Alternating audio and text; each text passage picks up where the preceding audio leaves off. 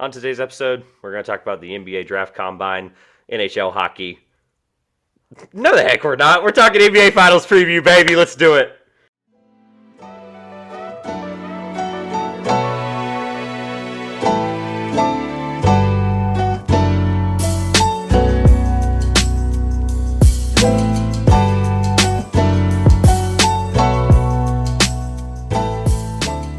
Welcome back to the Two Pointers podcast. I'm Josh. And I'm Trevor. And today on the podcast, we have a very special guest, our good friend and longtime friend of the podcast and sometimes listener, Caleb Watkins, and fan of the Boston Celtics. How's it going, guys? It's going unbelievable. Good. I'm sure you're in a happy place. I am pleasantly surprised, but very happy to say the least. I like the honesty on the pleasantly surprised part. We are obviously not shy of bringing on people that are some fandom of what we're going to talk about, because at the end of the day, what is this show but entertaining, right? So we're going to have on a diehard Celtics fan to talk about, a little bit around. Obviously, we'll start with, like we do every guest, just kind of a few seconds on why you're a Celtics fan, what made you become a fan, etc. And then very quickly, the listeners are not new here. If they are, I have some what I call spicy questions for Josh and Caleb. You're going to hear most of their voices today. I'll sprinkle in some thoughts on the Celtics. If the questions aren't spicy, I'm going to openly roast you for them being tame. All right. It'll be a lot of fun. First of all, let's get rolling. We're recording this on Tuesday, May 31st, so this will still go out before the finals tip off at 9 p.m. From San Francisco, California. But before we get into that, Caleb, why are you a Celtics fan? And I guess anything else our listeners need to know about you? Well, I'm actually a Celtics fan for kind of a funny reason. When I was 7 years old, my rec team was the Celtics, and we were the Celtics for 4 years in a row. This was back when I was whooping Trevor on the basketball court every single year. But yeah, it was kind of a silly reason to start cheering for the Celtics. But then after that, obviously, that was the time when KG, Pierce, and Allen played with each other in Rondo. So just kind of started there, and then the glory years for them basically with the big three then. And now they've kind of got a supposed big three I saw on Twitter today with Smart, Brown, and Tatum. I don't know if I'd call it a big three throwing Smart in there, but yeah, it all started there. So, but yeah, it's I've been a Celtics fan for probably 15 years. People love those big threes, but they love making some egregious stretches to get there. I would definitely, as a Celtics fan, say that's a bit of a stretch, but it's a dynamic they play duo. well as a team. I think we can call it a 2.5. Is that fair? 2.5? Smart tried to end that series with about 3 minutes left every time. He was like, guys, relax. I got this. And he proceeds to, by the way, for those that don't realize this, by the way, he shot the most field goals in that game for the Celtics. For those that don't know that. Yeah, he single-handedly tried to lose that game by himself. So let's get this kicked off, because not talking about the fact that they're playing the Heat. They're not anymore. They made it past them in what I'm going to call a rock fight. I mean, it literally felt like a bloodbath of a Eastern Conference Finals series. I guess before I do anything, Caleb, what were your takeaways from that series? Anything that you learned about your team, or anything that you just were like, wow, that was a rough couple of games. It was a long series. Yeah, well, it was, everybody at the beginning of the series, it was a blowout of quarters. One team would win a quarter by like 25, 26, and that's what decided the game. Actually, through the first two games, believe it or not, the Celtics won 10 of 13 quarters, yet they actually, no, that was for the first, 3 games, yet they were down 2-1. And it made no sense, because the Heat would just go on an extreme run and bust the game wide open. That's how they ended up losing those games. They built too much of a deficit in game 3, obviously. But there were a couple of things I took away just from watching. One is when Rob Williams and Al Horford were playing at the same time, the Celtics had a clear advantage in the post. Those guys, and that was a big thing I was to bring up with the next series. They've got great defense in the post. Rob Williams is a board eater, and he makes a big difference, even though he only averages like 5 or 6 points a game.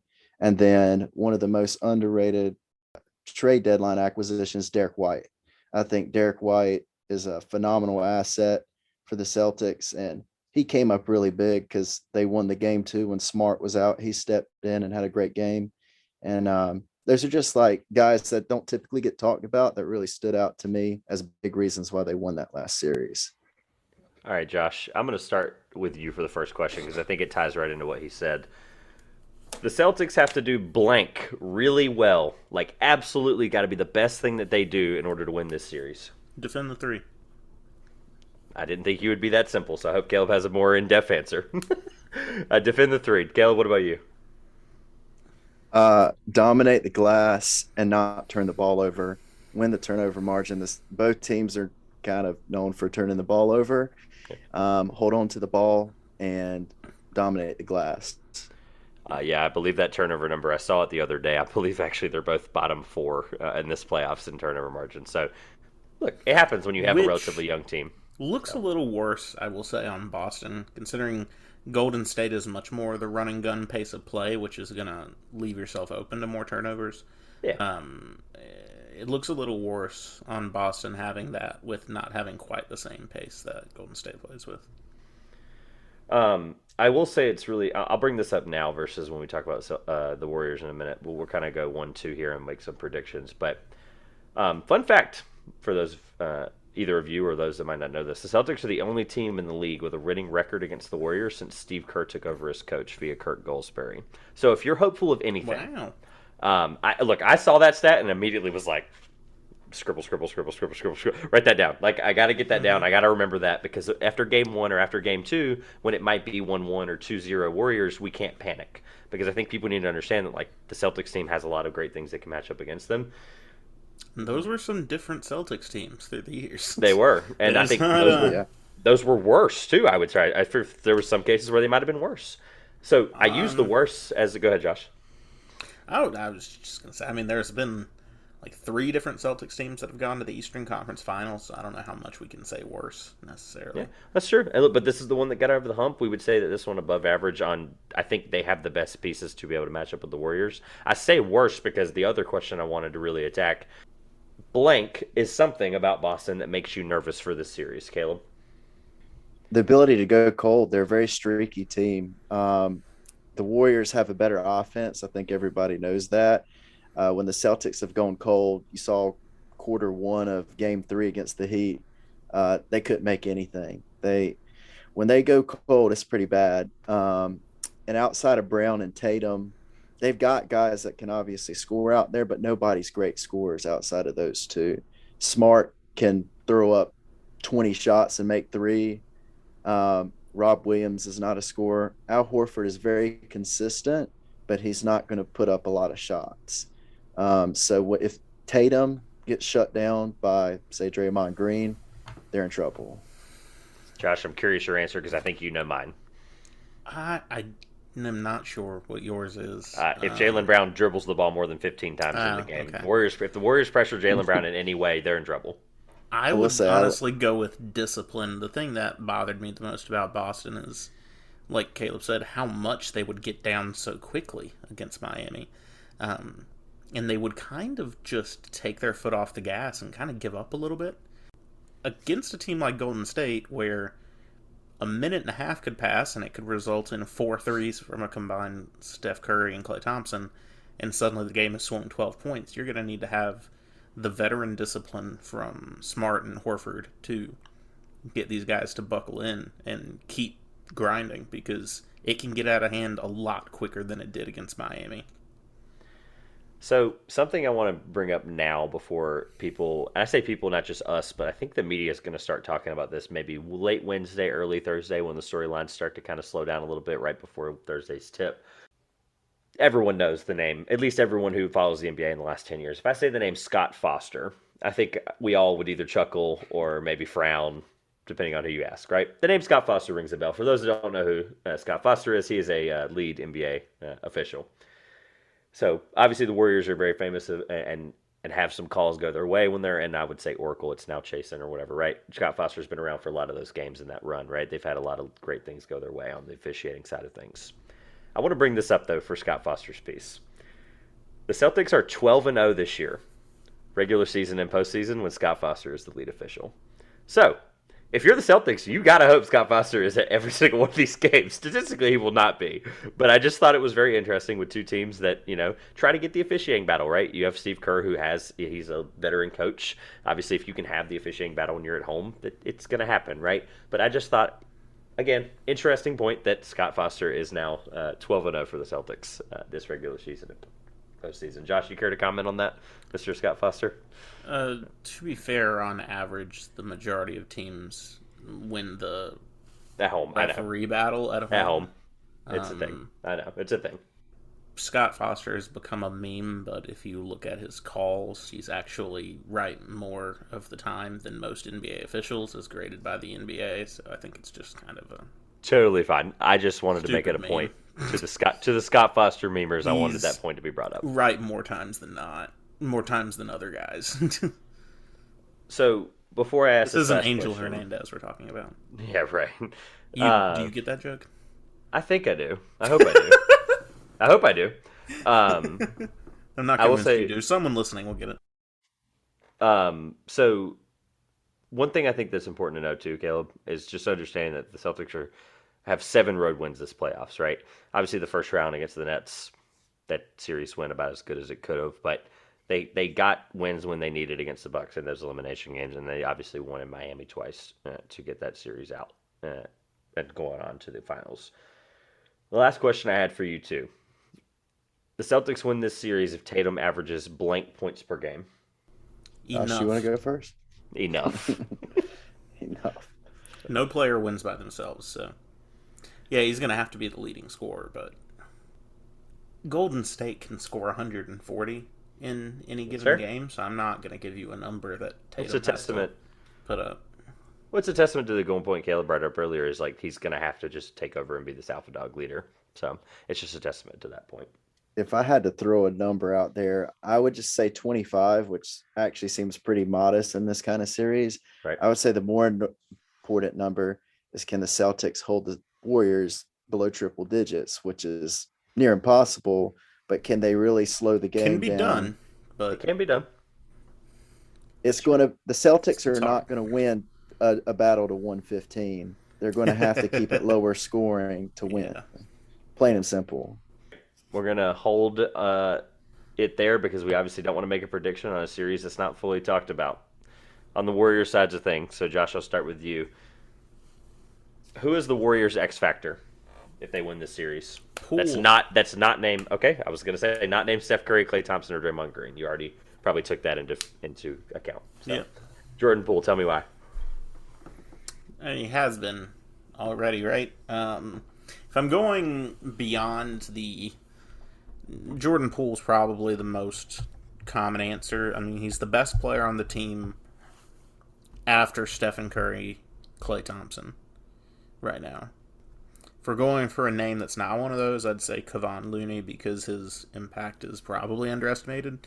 And his play up against the Celtics' two bigs is going to be a big factor into how this series goes. But Poole, X factor, I mean, like half the time he's the second best player after Curry. No disrespect to Klay Thompson, but this year that's a completely warranted comment. Caleb, what about you? Josh kind of mentioned both of the guys that I was thinking. Looney, obviously, he has to battle with, I was mentioning Rob Williams inside and Al Horford. He's got a big task on the inside, but Kevon Looney has proven capable of doing that in the playoffs. And I was going to say Jordan Poole, but I'm going to go with somebody off the bench. Well, Poole's off the bench, but I was going to go with Andre Iguodala if he's healthy. He is proven time and time again that in the finals, he's clutch. Who was it? Max Kellerman that said he'd rather have Andre Iguodala. Give me Iguodala. Yeah. So I mean, he's been doing this forever. He's played in so many NBA finals. That's a guy that I wouldn't be surprised to see on the court in the last minute of a game, one possession. I mean, he's proven time and time to be reliable. So I don't know how to set this one up on a silver platter any better, but you two are going to be shocked for me because you've known my basketball brain for a long time. Is it not Andrew Wiggins? Is Andrew Wiggins not the biggest X factor in across this entire series? Like he's gonna be if they win this series, he's gonna average 18. He's gonna get every important board, and he's gonna make every important pass to either Clay or Poole. Because Steph's gonna do a lot of their off-ball action where he's already gonna be moving anyway from when Wiggins takes the ball up. They're gonna have Wiggins take the ball up when Draymond's not on the floor. There's gonna be multiple times where Andrew Wiggins is gonna have to be the quote playmaker, and then they're gonna run a set for him, and it's gonna be awesome and it's gonna work. And look, I should be like lightning should be striking me dead right now. I'm like looking up, waiting for it to happen as I'm giving Andrew Wiggins this many compliments. But I, I think if he plays any bit of what he's played a couple of times, and you've seen it in like Game 3 of last series, he did really, really well against Memphis. It was a good matchup for him. If you see stuff like that at Andrew Wiggins, I mean, I don't see why they can't win this series like pretty quickly, which is hard to say because both teams are really, really good. I think Andrew Wiggins is a very important X factor. Well, if Boston plays the kind of game they want to play, or just play their defensive system, Wiggins' kind of game should be pretty ineffective. Yeah, he's gonna be. It's gonna be do not do too much, but I need enough. I think it's gonna be one of those things where it's like I need you to not do too much and do the Marcus Smart thing, where you might shoot yourselves out of a game, but also like be the guy that's impactful on either side or both sides. Sometimes Andrew Wiggins has made some phenomenal defensive plays this year, and it's impressed me beyond belief. So, Caleb, before I ask anything else deeper beyond my question here, where do you currently have Steph Curry? You don't have to give me an exact number, but where do you currently have him ranked all time? Give me like a range, because like there's tier pyramids. Give me like 1 to 10 is your obvious. He's not in there probably. Go like you can go 11 to 15, 15 to 20, 21 to 25, or you can give me a number if you have a pretty good idea of your top 25 or 30. I mean, it's hard for me to think of every single great right off the top of my head. But Steph Curry, I think he's in my top 10 now. He's near the back half of it. He might be number 10, number 9. Okay. But he's the best shooter of all time. I think that's undeniable. He's literally changed the game of basketball. You see kids jacking up shots from 6 feet behind the 3-point line because Steph Curry can do it, but not everybody's Steph Curry.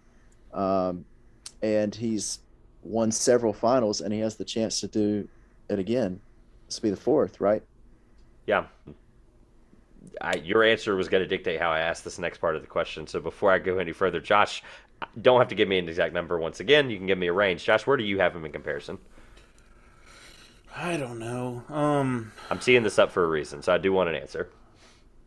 My knee-jerk response is to say top 15, but it's probably a little lower than that. If we're talking about, like, the pure talent of one player, like as a basketball player, and if we're talking influence on the game of basketball, it's way different. You just make your best players list. He's on it somewhere in the top 25. Where is he? 18 to 20, somewhere in there maybe? I told you, like, it's probably like a little later than 15. All right, so this question will probably pertain more to your answer based on Caleb's maybe, but if the Warriors win this and Steph wins Finals MVP, is there any drastic move on your all-time ranking for him? I don't rank things like that. A fourth championship and 2 MVPs and a Finals MVP? I mean, because he's already most of the way there. That's true. People like take that like winning the championship as a monumental step when he's already like it's incremental steps all the way up to getting them this far. 4 puts you in a really big category. So, Caleb, I'm looking up how many players have 4 championships. Answer that same question. Every player on those Celtics teams in the 60s. That's fair. Caleb, answer that question. Anyone who played for the Celtics in the 60s has at least 4. Am I answering if he moves up the ladder or how many people have 4? No. Yeah. Does he move up? Does he move up the ladder any drastically for you if he wins this? Not really, because I mean, man, there are just so many great NBA players. Just being in that top 10 is, I mean, that's crazy to think about. I don't necessarily know if it moves him up anymore, but it cements his place there for me, because I could never put Curry over a Kareem or a Michael Jordan, LeBron James. He's great. He's in that top 10 for me. It further puts him in there, but I can't necessarily put him over people like that. Yeah, just quick glance through the Land of Basketball Rings reference here. It says Manu Ginobili, Horace Grant, LeBron James, Shaquille O'Neal, Robert Parrish. Shaquille O'Neal is a good one because people would have Shaq above Steph right now, I think. Robert Parrish, Tony Parker, and Jamal Wilkes are some notable names. Obviously, some guys at 3 would be like your Larry Birds of the world, etc. So I just wanted to see where your thought process was, or you guys' thought process was around the impact for Legacy, because I think Legacy gets thrown around, and I don't want to sit here and drag Legacy for Steph. Way too much. I wanted to understand, though, where this is a guy in our lifetime where we have to really understand that, like, the Finals MVP really is about the only thing he's missing in terms of obtainable things, and obviously that's a good award. I think people underlook this award sometimes. I really do, because it's the award that literally says that you were the best guy in the championship series, period. Whether people like it or not, Andre Iguodala aside, winning it a couple years ago, I get it, right? But who gave up 30 on LeBron. You win that award, and you are being cemented as the guy in that series, whether you won in 4 games or 7, doesn't matter. You were the best guy. So that matters. I think Steph has been the best guy in those series before, as we saw in 2016. Or you don't have to win. Yeah, no, that's fair. You don't have to win it, but it's one of those awards that I think is really, really important. I mean, you don't have to win the finals to win the Finals MVP award. Jerry West is the only person, and he's the logo of the league. Of course, that's very one. He's the exception to the rule. We all know that. All right, I'm going to end these questions with a very somber way, and then we'll make the predictions. Is this the last time we ever see Steph, Clay, and Draymond in the finals together in their careers? Probably not. I really thought the whole season it would be, but the fact that some of the core contributors are Kevon Looney, Jordan Poole, and Gary Payton II before his injury tells me that this Warriors team, with the youth they have, can continue to take a Clay and a Steph whose shooting numbers aren't going to change when they get older. Especially Clay, whose shooting has nothing to do with his mobility. They'll probably just keep doing it again and again and again. And that's despite the West getting a little bit better next year. I mean, the West is going to be insane next year, right? When you got the Nuggets coming back, you've got the Clippers coming back. Is it going to be better? I think the West is going to be. Look, you can say it all you want. Phoenix might blow up. Nice. They might be the only from team strife. To do it. Memphis is unproven up to this point. We'll see if Dallas can do it again with the whole Luka nothing else strategy. So, Kel, before you answer, I'm going to throw this out there as like a couple of teams to think about. And before you answer, since Josh thinks that may not be the case, Denver will get better. They'll have Jokic, hopefully Porter, and they'll have Jamal Murray for sure. Minnesota got better this year and made drastic strides. Portland, we have no idea what's going to happen with them. They want to win now. I don't think they will win now, but just the thought process there. Golden State, obviously, we talked about just now. The Clippers are coming back with Kawhi and PG. The Lakers, say what you want. If Anthony Davis and LeBron James are healthy, they're going to compete. Don't laugh, Josh. Somehow will get worse. They will somehow get worse. Phoenix, assuming they stay together. Dallas, we saw what happened this year, possibly a fluke. New Orleans is getting better, and then Memphis as well. So those are all teams, and I just named, I believe that was 9 teams. So there's only, obviously, 8 playoff spots, 2 play-in spots. So crowded. I think that the best scenario for this offseason is for Zion Williamson to somehow get traded to the Lakers, so the Lakers can literally have the best street clothes team of all time. Yeah, on the end of the bench, not in the game. All right. With that being said, is this the last time, Caleb, that we see those 3 together in the finals? I mean, that's what we said last time, and that's not how it happened. They proven time and time again they have that championship pedigree, and they always find a way to make it back. There's a lot of really good young teams. And obviously, I think we could all say Golden State, they're getting older. The window it's not shut by any means, but it's starting to close a little bit. But we've been saying that for, 7 years now? So, I mean, especially after KD left, everybody thought it was kind of over then. But here they are. But a lot of these teams like Memphis, Dallas, I think they're 1 star off from really, really, cementing themselves as the number 1 team in the West. I think both of those teams would have to welcome in, a big star to kind of put themselves over the Warriors. I still think they're the best team until something like that changes. Yep, they're there. That's why we ask those questions. All right, I'm going to leave the floor open for either of you to bring up anything about either of these teams before we make our official predictions. I feel like I've talked so much about these teams the past couple of weeks. I don't know. It's good for the NBA. They're back to their star power franchises in the finals, which they didn't really have last year with Milwaukee and Phoenix. Don't get me wrong, I love small market teams making it, but the NBA has gone back, got two big market teams, lucked out that Miami and Dallas didn't get there. But Gelb, anything else before we make official predictions? I think it has the potential to set up as one of the best finals in quite some time, if not all time, depending on how everything plays out. I think the teams are pretty evenly matched. They're different styles, but I've seen a lot of people throw around the world the word toss up, just depending on how things play out. But I think it's a very evenly matched series, and it's definitely one that we could see go 6-7 games. Let's just do guess first because that's the fair thing to do, Josh. Caleb, gun to your head. You got to make this prediction and be right. I don't care what your heart says. You got to do the basketball thing. Who is winning this series and in how many games, and maybe a couple seconds on why. Gun to my head, I'm going to say Warriors in 7. Obviously, I'm a big Celtics fan, but there's something about, I think I saw between all the Warriors players, 130 championship games between all the players on that roster, 0 for Boston. And then the 2 Game 7 series, I think that just took something out of Boston. The Warriors made it this far with relative ease compared to Boston.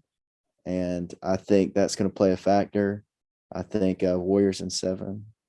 you bring up an interesting point about the finals experience between the two teams, which is, I feel, is going to be harped on quite a bit in the next couple of weeks. So much that I'm already tired of hearing about it. I'm just kidding, but talk to me on Friday. I'm not convinced that finals experience matters significantly more than playoff experience as a whole.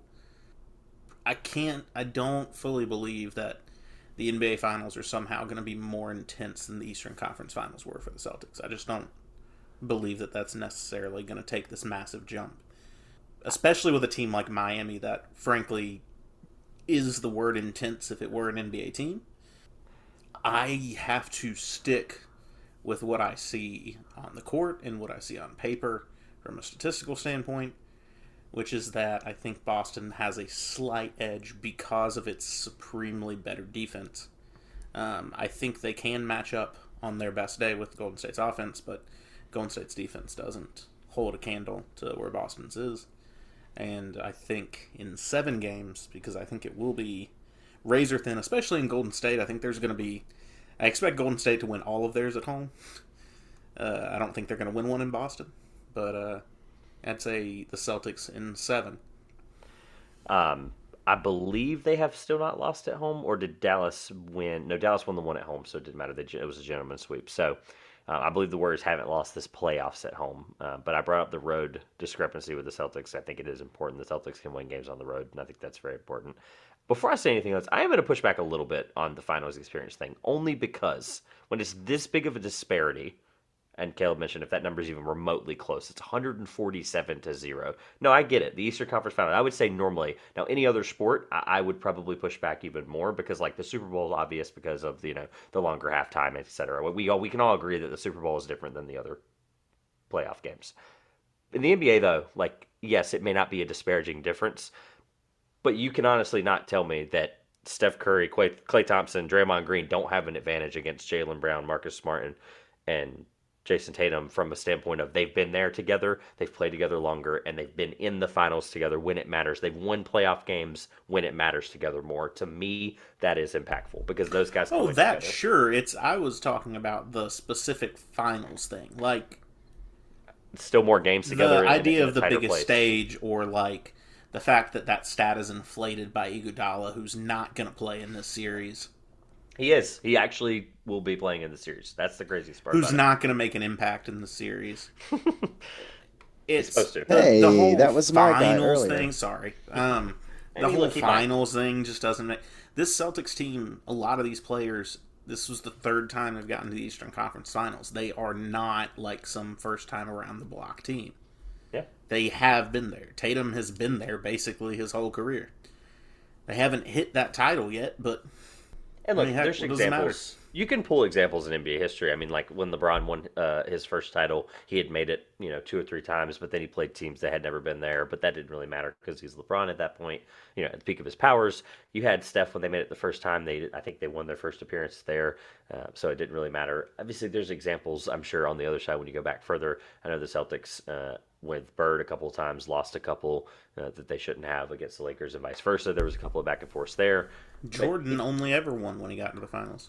Yeah, look, it might not matter, but at the end of the day, if you're talking about the impact of Steph, of those three, I guess really. Let's look at the. Well, that wasn't the conversation. The The conversation was the NBA Finals experience thing as a whole, and I don't think it'll matter. That specific part, I don't think matters that much. Is the Golden State team much more veteran and much more experienced? Yeah, I think it's also a testament to like Tatum and Brown. Tatum more specifically, I'm going to speak for Tatum here. It's that mentality difference for him. Like it's the guy who wants it bad. He's the guy that has that. We're going to call it the corny thing, the Mamba mentality, right? He's the one that's there and he wants it bad enough, and he's going to be a guy that doesn't care about the lack of experience. So, with that being said, before I make this official prediction, for the gambling people out there, this series prediction preseason, according to Vegas, was plus 5,000 for the Celtics and the Warriors to make it and play each other. So the Celtics were plus 4,000 and the Warriors were plus 1,000. So cool matchup. I'm excited to see it. I'm not gonna lie to y'all. I wanted to do this 8:59 on Thursday because my prediction in my head is going to change between now and 9 p.m. on Thursday. We're recording this 2 days ahead. But I'm going to give you the answer now because that's what I have to do. And as of right now, because of everything I've seen, and I've basically just taken the Josh route, and I'm happy with it. You delay stuff so much. I'm trying not to talk myself out of it right this moment. I'm giving myself one last minute to change it. I am going to go with Celtics in 6, and I'll tell you why. I think they're the better defensive team. I think it's a decent margin. It's a decent margin enough. The only concern for me is Robert Williams in Game 7 looked like he was 50%. And if he's not 50%, if he's 75%, and Al Horford's, whose knees look pretty shot in that Game 7 too, if those guys are, combined a couple, let's say 170% together between the two of them, great. Like that's like Caleb made the point earlier. I think those two are going to be the difference makers for the Celtics defensively, and I hope that I'm right on that because I think they can absolutely win the series in 6. Well, that shows how much of a pessimist I am. The Celtics fan here chose the Warriors, and everybody else chose the Celtics. Yeah, gotta have some more confidence, buddy. I call it content, but you can call it confidence if you want. I like the fact that we both picked it and he didn't. Yeah, no, I actually do believe it's 6, and I may go back and forth. Like I said, I'll jokes aside. I was trying to make sure I didn't really talk myself out there, but for me, it's so close. But yet, I've picked the Celtics in 7 a couple of times.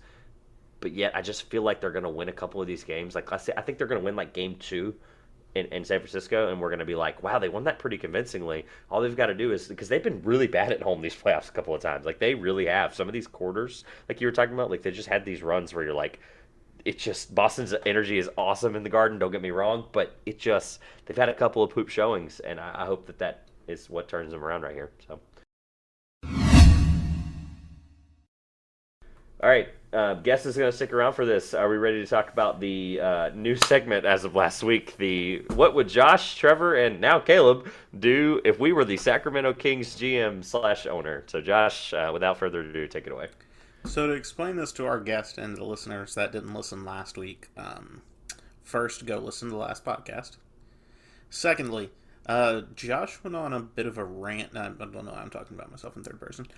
I ranted for like 3 minutes about how stupid I thought the Sacramento Kings front office was. A bit more than usual this time, because I know we've talked about it before. It was in reference to the rumors that the Kings were planning on trading their 4th overall pick that they won in the lottery. Not back in the lottery, not like further back, but just trading it for a veteran win-now player. And how idiotic that idea was. So, now Trevor and I have started our kind of resume for us to become the new decision makers in basketball operations at the Sacramento Kings.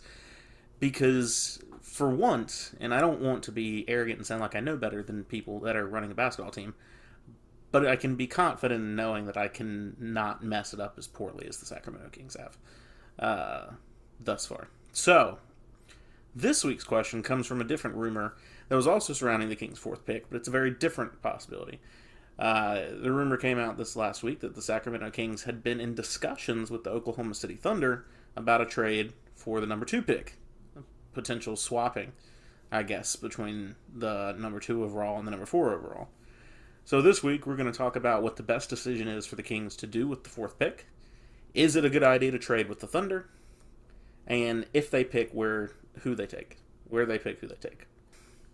So first, let's start with just addressing the rumor. There's thought of trading up to the Thunder at 2. Is this a good idea for Sacramento or not, to Caleb and Trevor? Caleb, go right ahead. I have a feeling I know where I'm going to go with this, but go right ahead. I'm curious what you think. I think that's a bad idea. Sacrificing draft capital or whatever else to move up just 2 spots. I think just looking at the top part of the draft, I think it's pretty close between a lot of those top prospects. I think the difference between a Paolo Banchero and a Jabari Smith, I don't think there's this big gap between them. I wouldn't trade significant draft capital or another player just to move up 2 spots. Similar thought process, Josh. I want to be clear when I say that there is, for me, a gap from 1, 2, and 3. After 3, there is a large gap. And I think that's, depending on who you ask, that is a thing, right? Now, before I sit here and talk myself in a circle, 2 is a spot. First of all, the Thunder are not doing this trade. I'm just going to go ahead and be out there up front. Like, I'm not believing any of the Jaden Ivey smoke. When there's smoke, there's fire. Last year, there was a lot of smoke, and there was some fire, right, around some of these rumors that we saw with Presti, but he ended up taking Josh Giddey, and it worked out well. I've seen the Jaden Ivey rumors with them at 2, like they're intrigued with that. But obviously, if they're intrigued with that, they're going to move back 2 spots to do that. So with that being said, no, it's absolutely a horrible move for the Kings. Caleb said at draft capital, you may give up a decent player in that trade. They're trying to move Richaun Holmes for, again, whatever reason. This is the Kings we're talking about. Why they want to move Richaun Holmes, who's had a really good contract, who's a really good role player. He doesn't want to be there. That's great. That's fine if you wouldn't want to be, but you have to leverage that asset better than moving up 2 spots, I'm sure, for a guy that you could get it for. Because knowing the Kings, and this is me, like, what would I do, whatever, but knowing the Kings, they would probably take Jaden Ivey pretty convincingly, we thought, right? Or Shaden Sharp, right? So to answer the question, no, I think it's better that they go backwards instead of going forwards, but no, this is a terrible decision.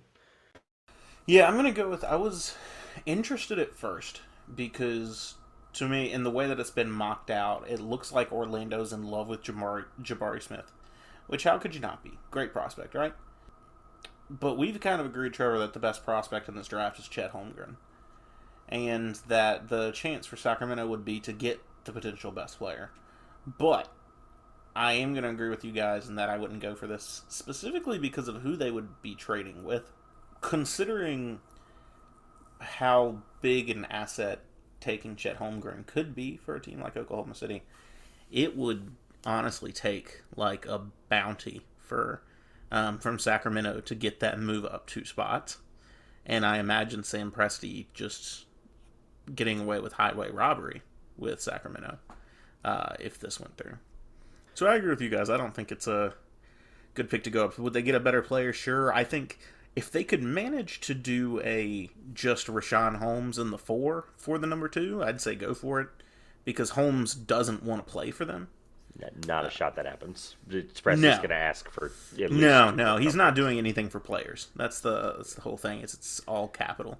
Well, he would, but I just think for Presti, Richaun Holmes is not a old enough veteran that he can flip for, like, your Marcus Smart, or not Marcus Smart, Kemba Walker, or your Al Horford that he's done before, your Chris Paul even that one year. He's just not that level of player, and I don't.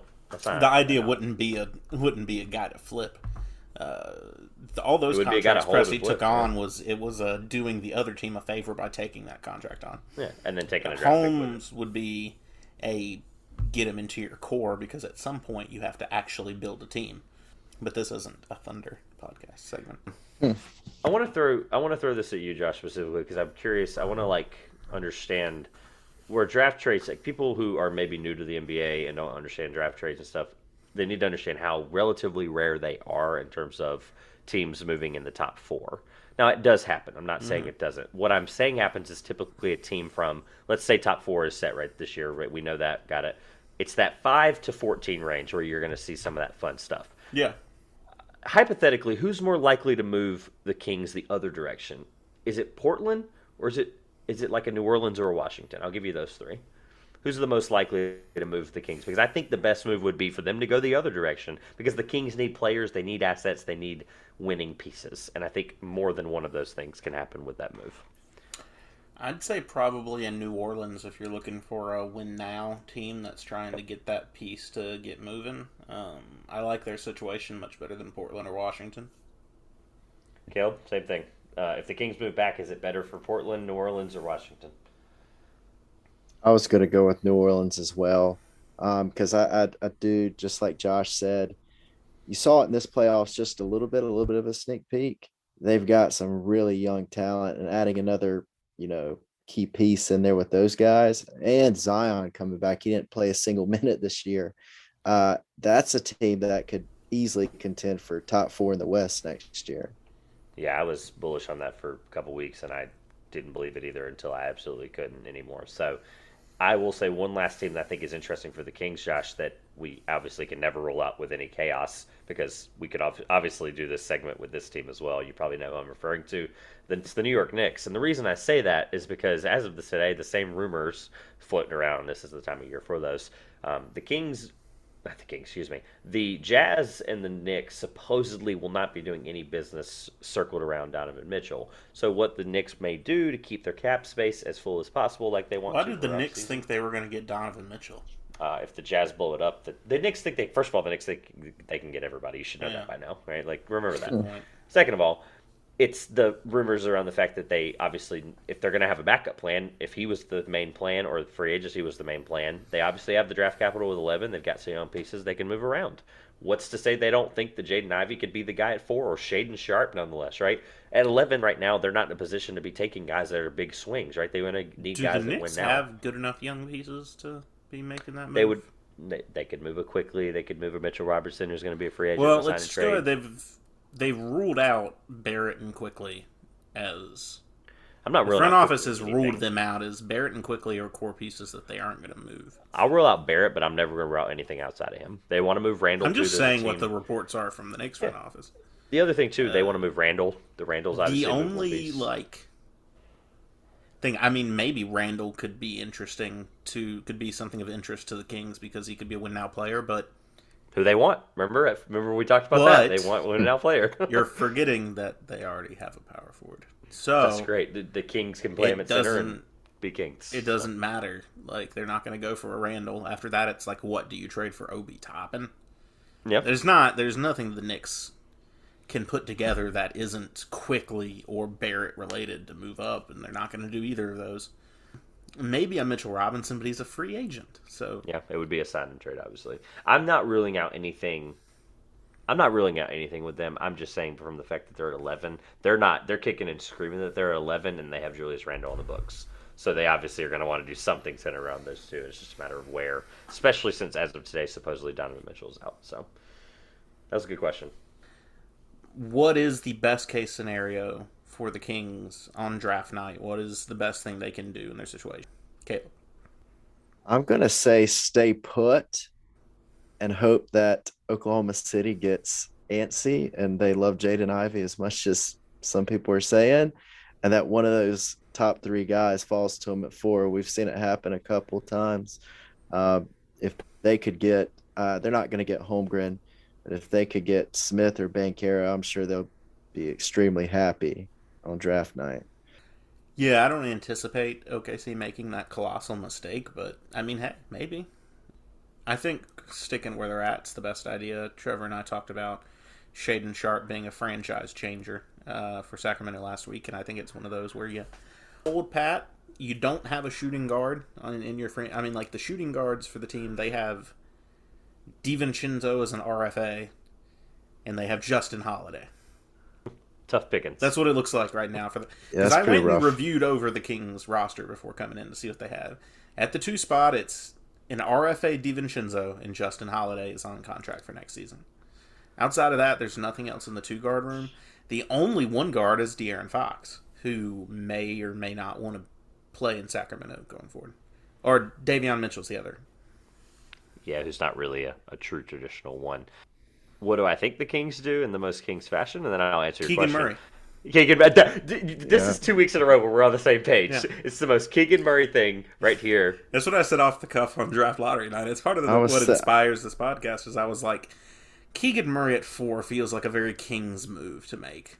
Just like Bagley at 2 instead of picking Luka Doncic. Well, so oh my God. the other thing for them with the Kings, it's like understanding the fact that like this draft is the most like it's got to happen. Somebody's going to not take one of the top 3 in the top 3. And then I think about it and I go, because it's like so surefire, right? That's the most random thing to happen. We thought last year's top 4 was set. Obviously, that was 4. That's different. But for me, Orlando, I think I've got to believe the Jabari Smith stuff now. Like, it's been a couple of weeks. As much as I don't like it, you and I have talked about that already, Josh, multiple weeks, like Chet Holmgren's our guy.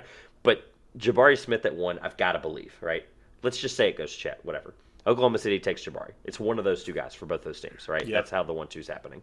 Houston is in not a position right now. Paolo seems to think he's going based on 100%. Paolo is being very outspoken if he wants to go higher than number 3 because he was like commenting to someone on an Instagram live about how he's never liked the Thunder. So he must know that there's no chance. Oh yeah, he must absolutely believe everything. He must know they don't like him. Well, and regardless, he's trashing the team, picking at number 2. I think he knows he's going to Houston. Regardless, love him or hate him, and shout out to James Piercy. We're gonna have him on tomorrow to talk the Rockets specifically at large. I think it's gonna be a really good show around the fact that they're at number 3 versus having Jalen Green last year had the chance to pick Mobley. I think they're in a position where they really haven't had a record recently of making big draft mistakes. So I think I've liked what they've done. I like the Şengün pick. Josh and I, we were on record last year. We liked every pick they made. I mean, it was I thought Josh Christopher was awesome. Garuba, Şengün, all down the line. Jalen Green, obviously for Mobley, that can be debated in a couple of years. But they're in a position to get the best possible star they can get, and they would be idiotic to get anybody other than Minkaro there if he's there. So that's why I think the Kings, if something weird's going to happen in the top 4, it's going to be because the Kings pick Keegan Murray. So I'm not changing my answer from last week. I think it's Shaedon Sharpe, and I would be dumb. We would be dumb, Josh, if we did anything else. So Shaedon Sharpe for me right now is the number 1 pick for the Kings. I could see them also going Ivy. I don't think Ivy is a safer pick. That's fair for Sacramento. I think we went with Sharpe because we think the Kings need to swing for the fences. And he's the swing for the fences pick. He's the one with, like, his ceiling, I would put right with, like, Shaedon Sharpe has the ceiling that Jabari Smith and Chet Holmgren have. He just has the floor that, like, Jalen Duren has, which is quite low. Like, I'm Jalen Duren. Well, my big board's going to be out here soon. Actually, our big board's going to be out the week of the draft. And I'm looking forward to figuring out where the Jalen Duren experiment ends up because I think the floor is rising for me a little. It's just a matter of I don't know if it's enough to be that 5, 6, 7 range, unfortunately. So we'll talk more about Jalen Duren tomorrow. But anything else, Josh, that you have on the Sacramento Kings? Obviously, this is a weekly segment, so you don't want to probably do too much. But there's only so much we can do. We don't want to. Look, we want to have this integral balance. We wanted to absolutely tear them to shreds like they absolutely deserve, but we also want to put in our official resume and say, Josh and Trevor are officially the new GM of the Sacramento Kings. So we got to be nice. Tune in next week to find out what they should do about the Richaun Holmes situation. Oh, Lord. I've got a week to prepare. This is great. Well, I was going to say when I interrupted Josh earlier, can you please write to the NBA and ask for forgiveness and have Tyrese Halliburton come back? They literally traded away what was their franchise. All right, so it's time for us to move on to trivia. Currently, the score is 23-17.5 going into where we're at. So, for the fans, as the season is winding down, I'm going to detail what the structure is going to look like for trivia over the next few weeks to determining the champion between me and Trevor that will get the non-existent trophy he did not get me after I beat him last year. This week, I'll ask a question to Trevor. He'll have to reciprocate with a certain amount of points question next week. And then 2 weeks from now, Grayson will be back with another 10-question End of season trivia quiz to crown our champion. Trevor's currently behind by 5.5, so he really needs a couple of good weeks to make this a game going into the end. What he doesn't know yet is that Caleb is still around on the podcast because I am not asking the trivia question this week, but Caleb is. And so he'll be asking Trevor the trivia question tonight, and I will be watching and enjoying. I figured I can't seem to come up with questions that allow Trevor to get back in it, so let's see if throwing it to somebody else will accomplish that. Yeah, Trevor, right. Josh has been talking a lot of trash about you in trivia. He said you need a little bit of help. I just said that now as well. For those that are, I'm just reiterating. I'm gonna clarify something for those that are listening and going, what is happening? First of all, I don't know either. Second of all, we were in a text thread all week, the three of us, talking about preparing for this episode. Yeah. Okay, I'm ready. Never mind. Are you ready? Yeah, I think. All right. So we have to do something finals related. So the Warriors and the Celtics have played one time in the finals. This is actually, Trevor, this is going to be for 4 points. It's going to be 1 point for 4 different parts. So the Celtics and the Warriors have played in the finals one time. What season was that? Who won? How many games did it go? Who won finals MVP? And to kind of give it a little more structure on how we normally go, we'll say since there are 4 questions, you'll get 8 guesses, Trevor, and you can substitute for hints to try to get as many points as you can. But good luck. And don't look off screen at any other screens. I'm not. So as I see your face light up as you turn. Someone do me a favor. I'm gonna close it real quick. So can one of you do me a favor while I'm thinking real quick? Google what year the Finals MVP was put into effect. No. Because I'm pretty sure they didn't have Finals MVP when they played each other. Is that your answer? I'm not answering anything. I just want to be clear on when the Finals MVP started. That is part of the question. I took a quiz today about the Finals MVP. So, part of the question, you're going to need to be able to know whether or not the Finals MVP. I'm just going to go with. Then you should get 1 point. I hope so. I am going to go with the fact that I actually do know this answer. I think I do, at least, since I have multiple guesses. I believe it was 1964 when they played each other. Or the 64-65 season, however you want to make that work. Those are different. All right, 64. 1964 is when they played each other. Caleb? You got that one right. Yeah, that is correct. It was 63-64. Thank you. It was that season. Yeah, you did just you named 2 different seasons, but that's true. I did go backwards one. So. 64. It was 64-65, and I'm like, those are 2 different seasons. Whatever. So 64. Shout out to the Bill Simmons podcast because I do listen to it, and they talked about it today. I thought it was a very interesting segment, and it actually really helped me here. So to review, what it was Finals MVP and what else? It was Finals MVP. Who won the series? And what was the series? How many games did it go? Okay. Am I getting 5 points here or 4? Because this is only. Oh, Josh, you're resetting it to 4. Duh. I keep thinking I'm. Whatever. What? Okay. I forgot. I thought it was a 5-point opportunity. My fault. So, 1964 is correct. I'm going to go with the Boston Celtics because Wilt only won 1 championship in his career, and he won it with the Lakers with Jerry West. So I'm going to go with the Celtics won that series. Good job. Good subtraction. Ding, ding, ding. That is correct. Okay.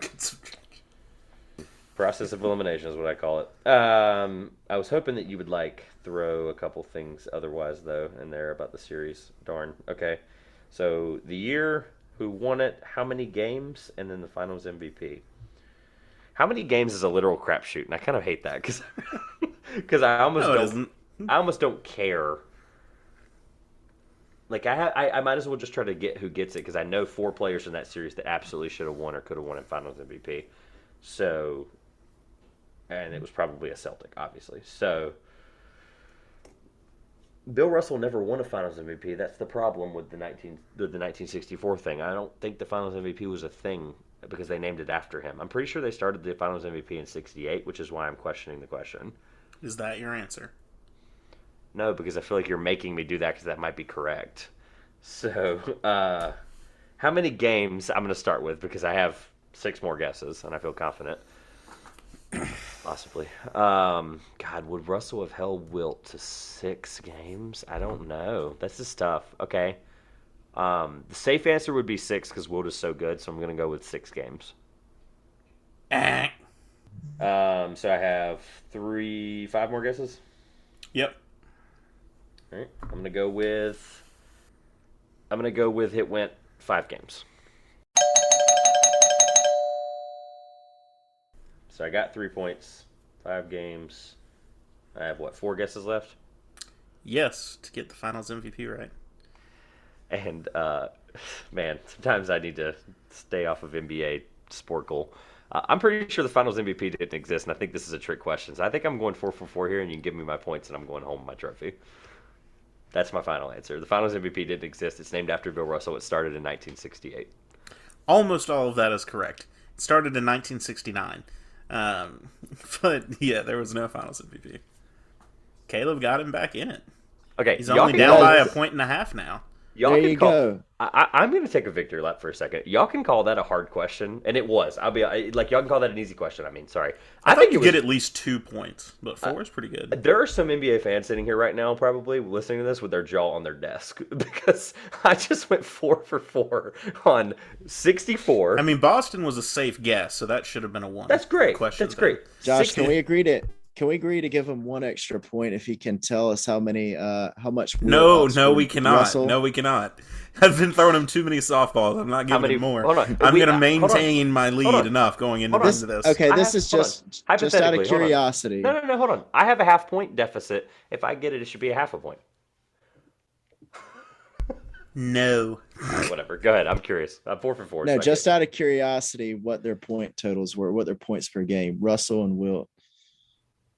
I saw it today. There was 2. Okay, so there was 2 finals that Wilt had that wasn't with the Lakers that he had. I believe it was like 48 and 22 or something. Yeah, 48 points, 22 rebounds.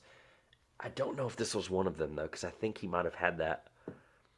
I don't know, because the Lakers one he didn't, because Jerry West was the leading scorer in that finals. I don't know. I'm gonna say Russell because he didn't score a ton. I know he had 40 rebounds.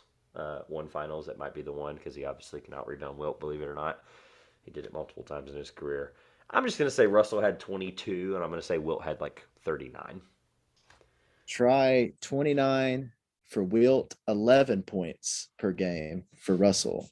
Well, I guess, okay, that's interesting, though, because that's actually not shocking slightly because they had Nate Thurman, and Nate Thurman was a multi-time rebound and defensive, juggernaut in that time. He was a rebound champion and stuff. So yeah, that didn't surprise me that Russell only had 11, but they still won. So Thurman was probably on him. But yeah, all right, that was fun. I enjoyed that question actually because what are the odds it was something I've seen twice today? So it's a great question, and yeah, I'm proud of that. I'm taking my happy points and going home. So.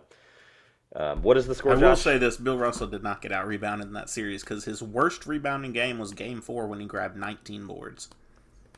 No, I said Russell would out-rebound Wilt consistently sometimes. Oh, yeah, you said the other guy. Oh, yeah. Oh, no. Nate Thurman, historically, in the 60s, was a multi-time rebound champion. Mm-hmm. I'm not necessarily not in that series. I'm saying he probably could have held Wilt, or he could have held Russell to a lower point total because he was a good defender, too. All right, recap the score real quick. 23 to 21.5. Getting tight. Got another week I can score and another week I can hold you. I got to give you 4 next week, and then Grayson will be back for a good final. This has been fun, guys. Caleb, every guest gets their chance on the way out. Social media, things people need to know, whatever they want. 30 seconds, have fun. 30 seconds, have fun, and Josh will close us out after that. Appreciate you having me on, guys. Follow me on Instagram at Caleb Watkins82. At least I think that's what it is. I hope so. I barely use Twitter. It's just Caleb_Watt. I didn't want to take the time to spell out my last name. Yeah, I can't even spell my own last name. I just got tired of spelling it halfway through, so I just left it a Watt. Go Celtics. Hoping for the best. We got a big one on Thursday night. Got to take one in San Francisco. Let's get it. At 2Pointers on Twitter. I just found out yesterday, at 2Pointers on Instagram. I have been saying it wrong for a year and a half. It's at 2Pointers on Twitter, at 2Pointers on Instagram, and it's facebook.com/the 2Pointers podcast as well with TikTok. Josh, close us out.